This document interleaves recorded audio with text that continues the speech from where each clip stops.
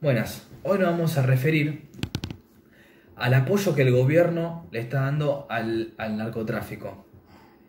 Nuevamente, un gobierno se encuentra realizando acciones y declaraciones que van en línea con favorecer el narcotráfico. Muchos lo hacen de forma tácita, aunque la mayoría lo hace de forma explícita. Quizás la más recordada es la que el 6 de octubre del 2019 el gobernador de la provincia de Buenos Aires, Axel Kicillof, entonces candidato para la gobernación, mencionó justificando que hay mucha gente que se dedica a vender droga porque se quedó sin laburo. Eso lo dijo textualmente así. Sin embargo, quien más polémica ha causado por sus declaraciones fue el hoy ministro de Seguridad de Axel Kicillof, el ministro de Seguridad bonaerense, Sergio Berni. De Sergio Berni se pueden encontrar muchas declaraciones polémicas al respecto. Yo me limité a hablar de 3 declaraciones que me parecen las más importantes y las más polémicas e incluso las más graves, y voy a ir explicando por qué. La primera declaración dice: la consecuencia del narcotráfico no es el consumo, las consecuencias son la violencia, la corrupción y la ruptura del orden social en los lugares donde se enquista el narcotráfico. En primer lugar, estamos de acuerdo. El narcotráfico genera violencia, destapa la corrupción y genera cierto desorden social, o un gran desorden social.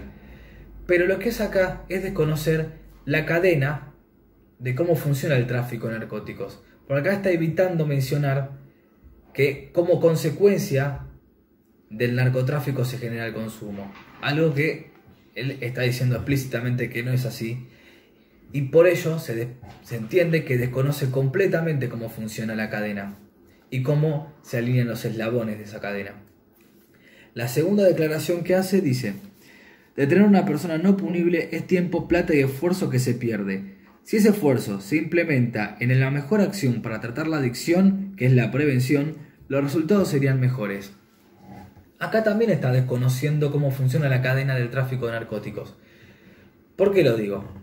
Porque acá está diciendo que si usamos los recursos que se utilizan para detener a una persona que no es punible por el consumo de estupefacientes, y digamos, esos recursos los utilizamos en tratar las adicciones, habría un mayor rendimiento en la lucha contra el consumo. Pero lo que no está diciendo y lo que no está teniendo en cuenta es el primer eslabón de esa cadena, que es el narcotráfico.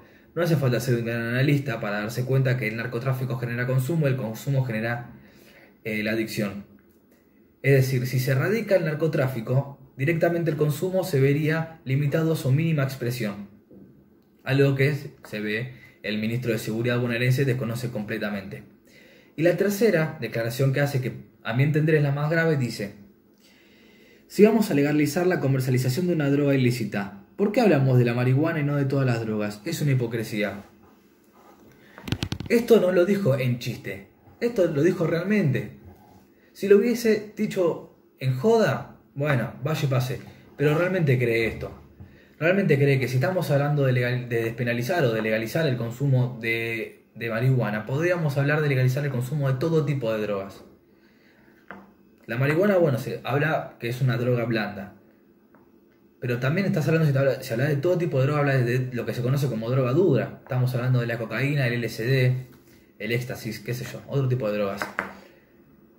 No obstante, todas estas declaraciones no se resumen solamente a los límites de la provincia de Buenos Aires. Dicho sea de paso, el 19 de junio del 2019, el hoy presidente de la República, Alberto Fernández, que entonces en ese momento era precandidato y se encontraba enlistando en lo que luego llegaría a ser una victoria electoral, dijo que había que revisar las prohibiciones contra el consumo de la marihuana, ya que fracasó la guerra contra la droga. Acá estoy usando la premisa básica que dice que si no puedes contra ellos, úneteles. Con esa misma premisa podríamos decir que no podemos contra el delito, legalicemos el delito. No podemos contra los homicidios, legalicemos que todos maten a todos. La verdad no tiene mucha elocuencia el argumento del hoy presidente. Todo esto igual se resumen en declaraciones. El problema es cuando esas declaraciones se llevan a los hechos y a la realidad, que de eso se encargó y se está encargando la ministra de Seguridad de la Nación, Sabina Frederick. Sabina Frederick, recordemos, que eliminó la Subsecretaría de Lucha contra el Narcotráfico, pero no se quedó solamente con eso. sino que además desmembró las fuerzas de seguridad y desactivó la auditoría del Ministerio de Seguridad de la Nación. Esto es grave por muchas razones, pero sobre todo hay que destacar que quienes se encontraban trabajando en la auditoría del Ministerio de Seguridad de la Nación era gente que se desempeñaba de forma independiente, sin partidismo político, y al eliminarlo, elimina también la revisación de las acciones de las actuaciones de la ministra Sabina Frederick y además de los trabajadores, del resto de los trabajadores del Ministerio de Seguridad de la Nación. Con esto tendrían vía libre para hacer prácticamente cualquier cosa, sin la función de la auditoría. Entonces uno se pregunta, ¿por qué un gobierno se dedica a proteger al narcotráfico? ¿O por qué bancan a narcos de gran talla como Aníbal Fernández? Aníbal Fernández, recordemos, hoy está al frente del yacimiento carbonífero Río Turbio, un lugar bastante emblemático para el kirchnerismo. La primera causa que tiene Aníbal Fernández por narcotráfico data del año 94, una causa de la que bien se refirió el director de Tribuna de Periodistas Cristian Sanz en la mesa de Mirta Legrand. Sí. Pero nosotros, fíjate, tuvimos un jefe de gabinete que era el tercer cargo en importancia en la Argentina, que es narcotraficante. Y el tipo está libre, y el tipo vende droga, es decir, y te puedo contar, así directamente. pero totalmente, tiene su primer causa por narcotráfico desde el 94, él siendo intendente de Quilmes. Él era parte de una facción del peronismo que se llama la Liga Federal en Quilmes, de la cual, bueno, él resultó siendo intendente. Y un día hacen un allanamiento en Estadio Chico, que es el lugar emblemático de la Liga Federal, estaban embolsando cocaína para llevar a los colegios. Esto lo contás en tu libro. Exacto, eso lo cuento. Sí, pero no nos quedamos solo con eso. Digamos, también hay dos personas que comparten el gobierno con Aníbal Fernández que lo vincularon directamente al narcotráfico. Estas dos personas son el canciller Felipe Solá y el ministro de Desarrollo Social Daniel Arroyo.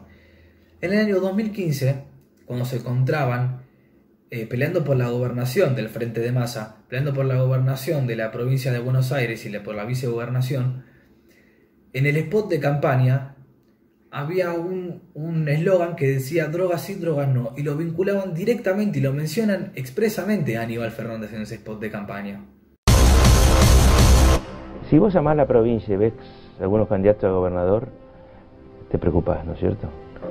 Yo la verdad que sí, yo la verdad que lo que siento es que la mamá y el papá en la provincia de Buenos Aires, que está preocupado por la inseguridad, que está preocupado por los robos, que está preocupado porque se vende droga en el barrio, debería pensar en serio si Aníbal Fernández es la persona para manejar la policía bonaerense, que es manejar el cuidado de nuestros hijos.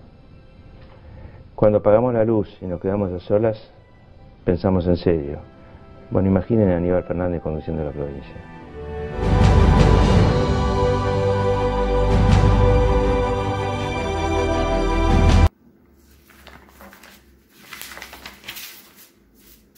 Ahora, ¿a quién más se puede vincular con el narcotráfico? Bueno, el propio Alberto Fernández se vio complicado en los días en los que manejaba los aportes de campaña de Eduardo Duhalde y de Ramón Palito Ortega.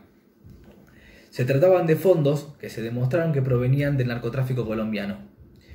La sombra del narcotráfico lo volvió a tocar a Alberto Fernández en el 2008, momento en el que se destapa la truculenta trama de la mafia de los medicamentos y se descubre que la cabeza de esa mafia era un protegido de Alberto Fernández, que era el ex superintendente de Servicio de Salud Héctor Capaccioli.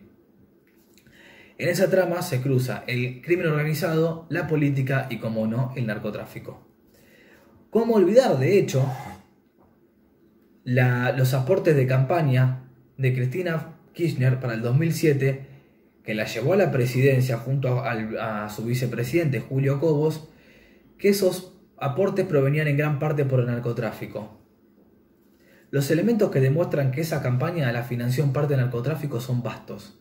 Y de hecho, se cree que el Chapo Guzmán fue quien financió un tercio de la campaña del Frente para la Victoria de Cristina Fernández y de Julio Cobos.